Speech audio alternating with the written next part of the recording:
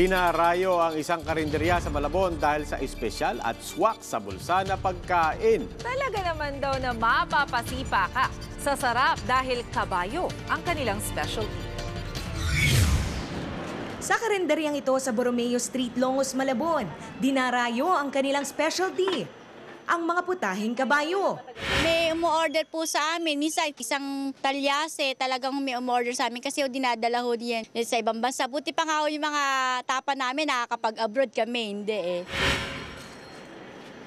Sa halagang 65 pesos, may tapang kabayo ka na. Kumpara doon sa regular na beef tapa, no, manamis-namis tsaka malambot. Itong tapang kabayo, tsaka nalalasahan ko yung ginagamit nilang margarine, pulang asukal, keso, maski yung liver spread. Tsaka bagay na bagay, isaw-saw dito sa toyo at suka na may sili. Matagal daw lutuin ang putahing ito, pero sold na sold daw ang mga customer sa sarap.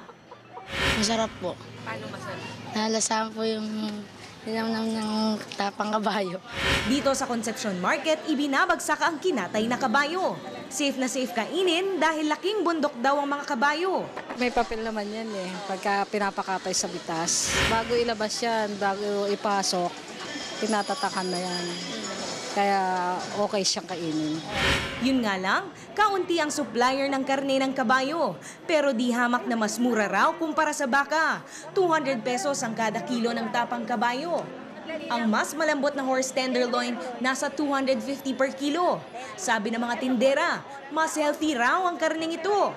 Mo lang ang kinakain ng malinis. Kaysa kumpara mo sa baboy, marurumi ang kinakain. Kanya ang kabayo, wala raw kolesterol. Kanya ngayon, itong bagong taon nito, puro yan ang hinahanap. Ayon sa tinderang si Aling Rosario, kahit hindi Year of the Wood Horse, ramdam niya ang swerte.